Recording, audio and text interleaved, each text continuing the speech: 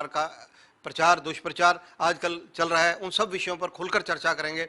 खत्री साहब से सबसे पहले सर आपका स्वागत है पंजाब केसरी में। बहुत बहुत धन्यवाद। आपसे भी दर्शकों को नमस्कार मेरा। सर जिस प्रकार से चर्चा सबसे पहले मैं करूंगा कि जो एसआई की परीक्षा हुई, सबसे पहला क्वेश्चन मेरा यही है कि उसमें पुरुष व महिला दो वर्ग थे, उसमें कितने बच्चों ने अप्लाई किया और कितने टोटल अभी तक पद थे जो आपने भरने थे? देखिए धन्य साहब, पिछले कई दिनों से सोशल मीडिया पे एक अफवाह उड़ रही है कि एसआई मेल और फीमेल का जो पेपर हुआ था उसमें धांधली हुई है या उसमें एचएसएससी की तरफ से कुछ गड़बड़ हुई है। मैं इस बात को स्पष्ट कर देना चाहता हूं कि हमारा 26 सितंबर को मेल कांस्टेबल का पेपर हुआ था और वो गलती से गुड़गांव के 3 सेंटरों में कोई दूसरा सेट खुल गया था। हमने बच्चों को ऑप्शन दिया 13 अक्टूबर को पंचकूला में आइए। अगर कोई ये सोचता है कि मेरा क्वेश्चन मेरे पास सेट गलत खुल गया था और वो डिफ़िकल्ट था दूसरे सेट से जो हरियाणा में हुआ पेपर, तो 13 तारीख को हमने 580 बच्चे बुलाए, जिनमें से 350 बच्चों ने 350 बच्चे परीक्षा में बैठे और बाकी ने ये मान लिया कि जो हमने सेट पहले दिया था हमारा वही मान लिया जाए। तो ये बीच में अफवाह उड़ी कि एचएसएससी ने तो जो अपने चहेते थे, सिफारशी थे, उनको 13 तारीख को बिठाया और उसमें 150 बच्चे पास हो गए।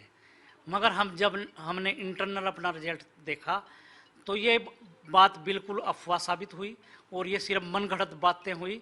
और ये जो लोग असफल हो गए थे या कुछ कोचिंग सेंटर वाले या कुछ यूट्यूबर्स अपने लाइक्स बनाने के लिए ये कोई अफवाहें फैला रहे हैं। तो मैं आपको बता देना चाहता हूँ, पूरी पब्लिक सार्वजनिक रूप से बता रहा हूँ कि जो हमारा 13 अक्टूबर को पेपर हुआ उसमें हमारे सिर्फ 10 बच्चे ऐसे हैं, 10 कैंडिडेट ऐसे हैं जिनके 60 से अधिक अंक हैं। और जो 26 तारीख को पेपर हुआ था पूरे हरियाणा में, जिसको हम मेन पेपर कह सकते हैं, उसमें 60 से अधिक अंक वाले कैंडिडेटों की संख्या वो 750 है। अगर इसको परसेंटेज में भी बांटें तो दोनों का प्रतिशत भी लगभग बराबर आता है, 3.5 से 4.25%। तो ये जो अफवाह थी ये बिल्कुल निराधार है और जो आरोप लगा रहे हैं वो बिल्कुल निराधार लगा रहे हैं, अपने लाइक बढ़ाने के लिए कर रहे हैं। और जो असफल कैंडिडेट हैं वो ही मांग कर रहे हैं कि सारा पेपर रद्द करके दोबारा किया जाए। आपके द्वारा जब से आप यहाँ आपने कार्यभार संभाला है, पारदर्शिता रखने की कोशिश पूरी की जा रही है। जब आपने एक परीक्षा में कोई शिकायत मिली दोबारा कर दी, तो ऐसी स्थिति में सीधे रूप से आप जिम्मेदार किसको मानते हैं? ये देखिए, हमने पारदर्शिता और योग्यता का पूरे की पूरी तरह से हम इस संकल्प को दोहरा भी रहे हैं और इसको हम करेंगे भी। ये धरनी साहब, ये रिजल्ट जब आएंगे तब हमारा पता लगेगा कि ये पारदर्शिता से हुआ है या भेदभाव से हुआ है या गड़बड़ हुआ। एक बार रिजल्ट तो आने दीजिए और सिलेक्टेड कैंडिडेट के जाके पूछिए कि आपकी कोई सिफारिश थी क्या या आपने कोई जुगाड़ किया था क्या। इसी के साथ साथ एक धारणा और बनाई जा रही थी कि बच्चों के ऑब्जेक्शन के बिना इन्होंने रिजल्ट निकाल दिया, कि ऑब्जेक्शन को कंसीडर नहीं किया। ऐसा नहीं है। मैं सभी कैंडिडेट को बड़े नरम उससे बताना चाहता हूं कि जो हमारा 26 सितंबर को पेपर हुआ था उसमें हमने 7 ऑब्जेक्शनों को मानना है। उदाहरण के तौर पर तरावड़ी और तरोरी हमने दोनों माने हैं। जो विज साहब से और मेरे से संबंधित क्वेश्चन था उसके मार्क्स हमने सब बच्चों को दिए हैं। जो लकड़ी वाला एक क्वेश्चन था कि जीवाश्म क्या नहीं है, हमारा आंसर जो हमारे एग्जामिनर ने दिया था वो दिया था प्राकृतिक गैस, पर बच्चों की वो आई कि लकड़ी होती है, तो हमने लकड़ी को मान लिया है। इसी तरह से हमने 7 क्वेश्चनों को मानना है जो 26 सितंबर को हुआ था। और 13 तारीख को जो 13 अक्टूबर को हमारा पेपर हुआ उसमें भी हमने 3 ऑब्जेक्शन को मानना है। हमने ऑब्जेक्शन मानने के बाद अपनी आंसर की रिवाइज करने के बाद ही रिजल्ट दिया है पीएसटी और पीएमटी के लिए। एक प्रश्न ये उठता है कि आपने रिवाइज की, सार्वजनिक क्यों नहीं की। अगर हम सार्वजनिक करें उसको और कोई बच्चा 1 या आधे नंबर से रहता है, वो जाके कोर्ट में खड़ा हो जाता है और कोर्ट जब तक हमारे को गलत या उस बच्चे को सही साबित कर दे इतने दिन में 1 साल लग जाएगा। तो हम नहीं चाहते कि रिजल्ट डिले हो, हम ये चाहते हैं कि सारे रिजल्ट जो है वो स्पीड से निकलें। एक चीज़ और मैं आपसे इस बारे में पूछना चाहूँगा, बातों में बात निकलती है कि जो ये प्रश्न पत्र बनते हैं, ये प्रश्न पत्रों में आपसे संबंधित सवाल, अनिल विज जो गृह मंत्री हैं, स्वास्थ्य मंत्री हैं, उनसे संबंधित सवाल, इस तरह के व्यक्तिगत सवालों को क्यों अहमियत दी जाती है? ऐसा है, ये कई बार एग्जामिनर से गलती हो जाती है और उसने अपनी गलती भी मानी है और हमने उस एग्जामिनर को उस ब्लैक लिस्ट भी कर दिया है कि हम अपने एग्रीमेंट में आपसे ये कहा था कि कोई भी क्वेश्चन आप व्यक्तिगत जाति और धर्म से संबंधित नहीं पूछेंगे। जो क्वेश्चन बेहुदा लगे ऐसा क्वेश्चन नहीं पूछेंगे, जिससे किसी की भावनाओं को ठेस पहुंचे तो ऐसा क्वेश्चन नहीं पूछेंगे। उसके बाद भी उसने पूछ लिया, हमने उसको दुरुस्त किया है और उस एग्जामिनर को हमने ब्लैक लिस्ट किया है। इसमें जो आपके कहने की भावना है, तो हम प्रूफ रीडिंग तो करते नहीं कि एग्ज़ाम क्या आएगा। फिर भी हमने एक एक्सपर्ट की वो बनाई है टीम अब कि वो प्रश्न पत्र तो नहीं देखे, पर वो उसका प्रश्न बैंक जरूर देखे जहाँ से वो प्रश्न उठाएगा। ये नहीं बताए कि इस शिफ्ट के में ये क्वेश्चन है, ये हैं, इतने हैं।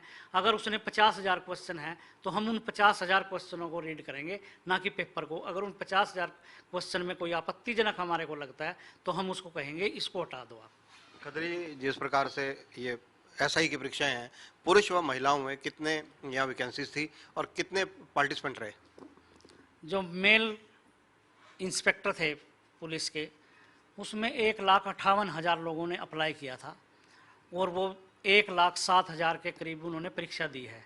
इसी तरह जो फीमेल एसआई था, उसमें लगभग 56,000 जो हमारी बेटियां बहनें हैं उन्होंने अप्लाई किया था और लगभग 42,000 कैंडिडेट जो है वो परीक्षा देने आए हैं।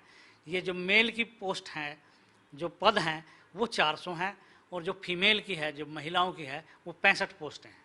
आपसे एक जानकारी और लेनी चाहूँगा, क्योंकि यूट्यूब और सोशल मीडिया जहाँ एक तरफ लाभप्रद है वहाँ नुकसानदायक तो है ही है। जैसा कि आपने अभी बताया, लाभप्रद इस नाते है कि कुछ बच्चे क्वेरीज खड़ी करते हैं, वो क्वेरीज आपसे पूछनी चाहूँगा जो सोशल मीडिया के माध्यम से है कि आपकी बहुत लंबा समय होता जा रहा है कि एडवर्टाइजमेंट आपने की हुई है HSIDC के सहायक प्रबंधक की इंफ्रास्ट्रक्चर में, और इसके अलावा इलेक्शन नायब तहसीलदार है, इलेक्शन कानूगो है।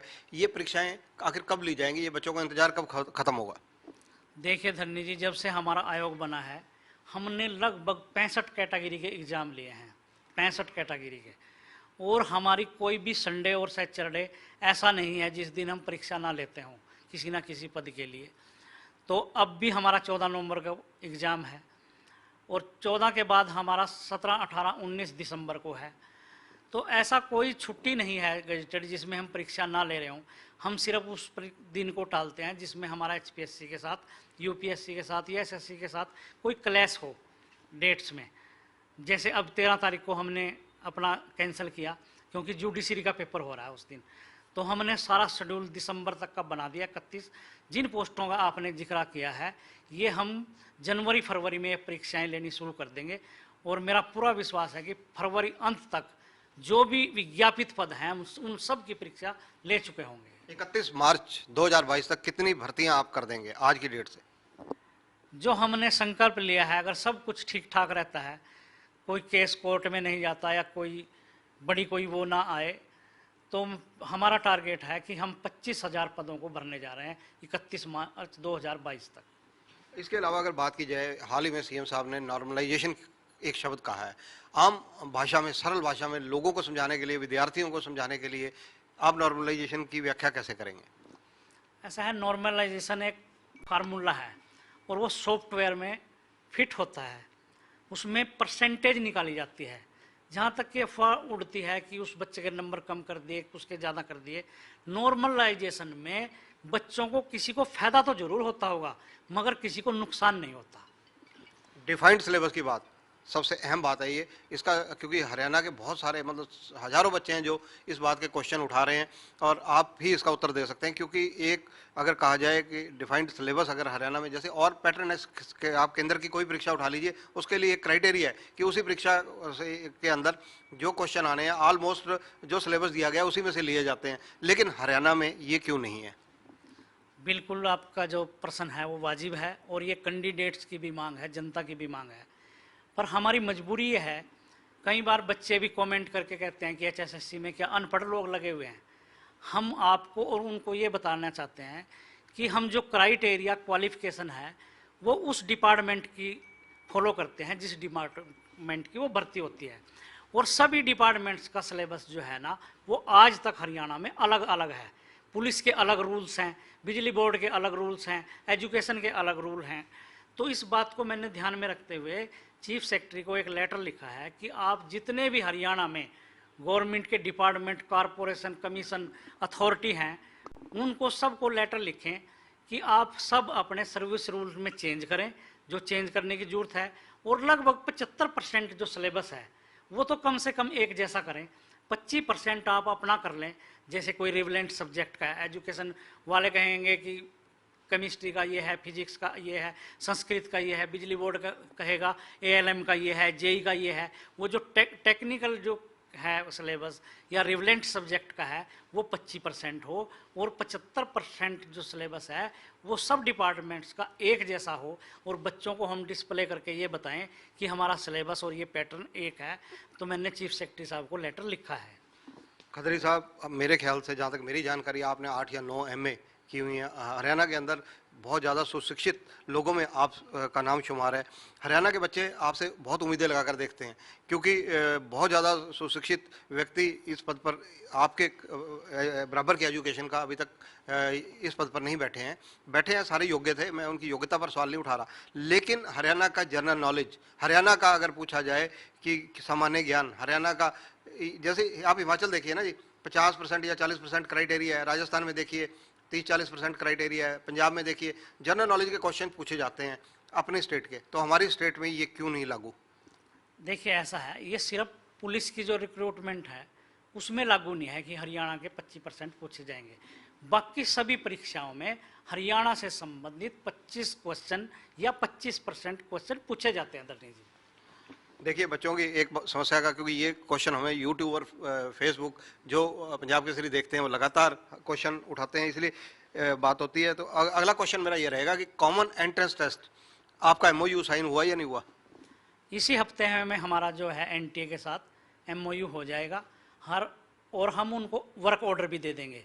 वर्क ऑर्डर और एमओयू जो एग्रीमेंट है होने के बाद एनटीए हमारे को ये बताएगा कि हम परीक्षाएं कब कराने जा रहे हैं, दिसंबर में कराएंगे, जनवरी में कराएंगे, फरवरी में कराएंगे।